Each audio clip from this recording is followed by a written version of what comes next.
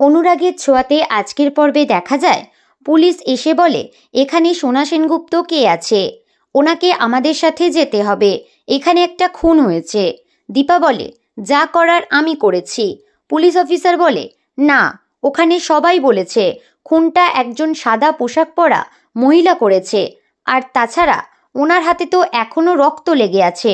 দীপা বলে যার ওপর হামলা করা হয়েছে সে তো নিজেকে মৃত বলে ঘোষণা করেছে, আর একজন বিদেশিনীর পোশাকে চারিদিকে ঘুরে বেড়াচ্ছে। তখন পুলিশ অফিসার বলে যা বলার আপনি কোর্টে গিয়ে বলবেন, এই বলে সোনাকে নিয়ে যায়। দীপা বলে আমি তোকে ঠিক ছাড়িয়ে আনবো সোনা, তুই ভয় পাস না। তারপর কুন্তলা পুলিশ স্টেশনে যায় সোনাকে জামিন করাতে। সোনা বলে তুমি এখানে কি করতে এসেছো? কুন্তলা বলে তুমি ছাড়া আমার তো কেউ নেই সোনা, আমি তোমাকে এখান থেকে ছাড়িয়ে নিয়ে যেতে এসেছি।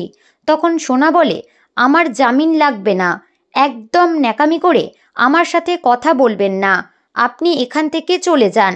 বাড়িতে এসে সূর্য বলে আমার মেয়েকে আপনি কি এমন বলেছেন যে তার জন্য ও এটা করলো? অবিনাশ বলে ভিকটিম হসপিটালে আছে। তখন সবাই মিলে হসপিটালে যায়, আর দীপা বলে বিদেশিনীর পোশাকে যে আছে এটা আর কেউ নয়, রুডি। তখন লাবণ্য বলে আমিও খুব কাছ থেকে ওনাকে দেখেছি।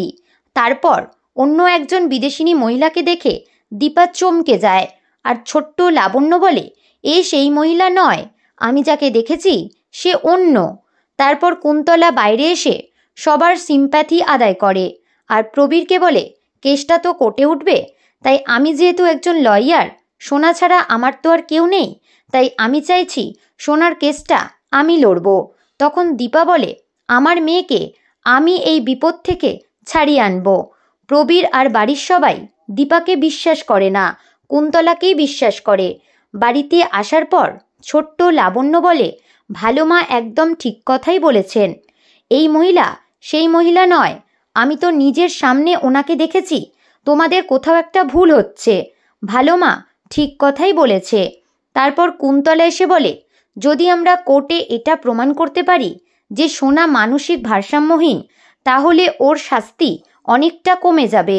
সেই সময় দীপা আসে আর বলে দয়া করে কেসটা এভাবে লড়বেন না, তাহলে তো ওরা সোনাকে হোমে পাঠিয়ে দেবে।